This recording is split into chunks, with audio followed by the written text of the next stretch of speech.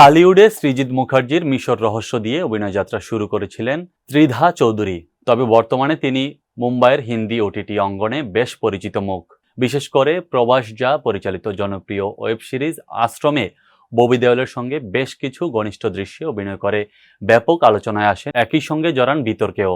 দীর্ঘদিন পর সেই বিতর্কিত দৃশ্য এবং অন্তরঙ্গ অভিনয়ের অভিজ্ঞতা নিয়ে খোলামেলা কথা বলেন এই অভিনেত্রী। সম্প্রতি এক সাক্ষাৎকারে ত্রিধা স্পষ্ট জানান, পর্দার ঘনিষ্ঠ দৃশ্যগুলো তিনি মোটেও উপভোগ করেন না। চরিত্রের প্রয়োজনে, পেশাদারিত্বের খাতিরেই তিনি তা করেন। ত্রিধা বলেন, একজন অভিনয় শিল্পী যে সীমা মেনে কোনো চরিত্রে অন্তরঙ্গ দৃশ্যে সম্মত হয়েছেন তার পেছনে অনেক নিবেদন থাকে। উদাহরণস্বরূপ, আশ্রমে আমার চরিত্রটি ছিল যৌনকর্মীর, তাই পর্দায় অন্তরঙ্গ দৃশ্য থাকতেই পারে, তবে শুটিংয়ের সময় আমি এটি উপভোগ করিনি।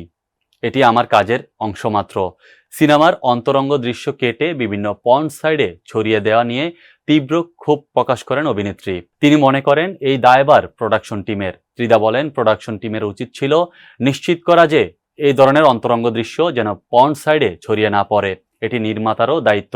কোনো কারণে ছড়িয়ে গেলে তা দ্রুত বন্ধ করতে হবে। রিলস ও দর্শকদের ভুল ধারণা, সামাজিক যোগাযোগ মাধ্যমের বর্তমান পরিস্থিতি এবং রিলস বা শর্টসের কারণে অভিনেত্রীদের কাজ আরও কঠিন হয়ে পড়ছে বলে মনে করেন তিনি। ত্রিধার ভাষ্যে, এখন সিনেমার অন্তরঙ্গ দৃশ্য রিলস বা শর্টসেও ব্যাপকভাবে ছড়াচ্ছে।